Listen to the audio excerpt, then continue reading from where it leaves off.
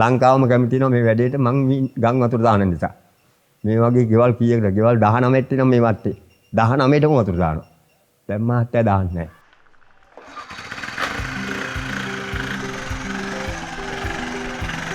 Silva project කියන එකෙන් කතා කරා. මං කිව්වා අනේ මහත්තයා වඩා පින් සිද්ධ වෙනවා මට මේ වැඩේ අරන් දෙනවට.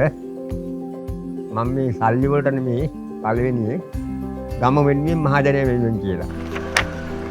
ඈම්බිල් ගැහුවා මහත්තයා මං අතින් වේදම් කළා. මම මේ වගේ 4-5 දෙනෙක් එක්කගෙන ඡන්දෙට කන්න තියන්නේ. ගියක් නෑර ගියා මහත්තයා.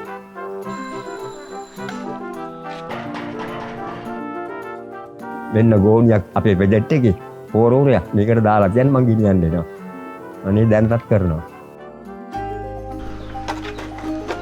මුලින්ම පළවෙනි දවසේ ගෙනල්ලා දුන්නා මහත්තයා ගෙවල් 75ක 80ක් විතර. ඇයි මේ කාණුවෙම අරන් තියෙනවා මං ගෝණි 7-8. ඉතින් බාහිර යන මිනිස්සු දාලා යනවනේ. ප්ලාස්ටික් බෝතල්, වීදුරු බෝතල්, මේ අනවශ්‍ය කාඩ්බෝඩ් ගෝණි වල රින්ගෝලා. මේ නෝනල්ට මේ කරන්න හම්බෙන්නේ නැහැ. උර අපේ පවුල මේ වගේ ලොකු උර පෝරවුරු 3ක් ගැට ගාලා දෙනවා. හෙල්මට් එක දාගන්න ආයෙත් දිගේ යනවා නේද? දැන් බලන්න මේකෙන් ගන්න ප්‍රයෝජනෙ. මගේ ඇස් දෙකට දැකලා තියෙනවා. නූලක් එනවා මැෂින් එකෙන්. වැඩවල වලට එක්කන් කියන්නේ නූලක් එනවා. මේ ප්ලාස්ටික් මූඩියෙන් බොට්ටම් කපනවා. කාඩ්බෝඩ් ආයි ප්‍රයෝජනෙට ගන්නවා. ටෙස්ට් බෝතල් ගන්නවා. ඒක ඔක්කොම ලංකාවේ පිච්චුවනේ. පිච්චුවයි ඇලවල වලට දැම්මා. කලපුවට දැම්මා. මූදට ගහනවා. මූද අපට අහුවෙන.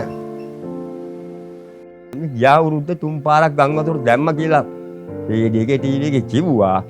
මේ වැඩේ පටන් ගත්තට පස්සේ අලාබානි උන්නේ නැහැ. දැන් මගේ වත්තේ ගෙවල් 95ටම අලාබානි නැහැ.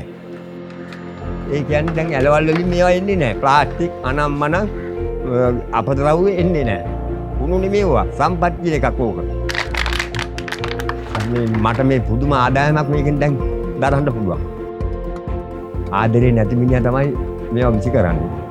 රටට ආදරයක් නැති මිනිස්සු. ඉදිරියට කරන් ගියොත් රටට හරියනවා.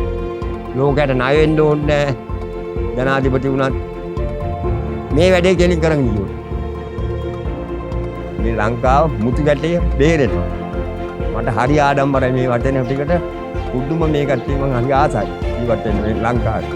මේ වගේ රටක් නැහැ ලෝකේ.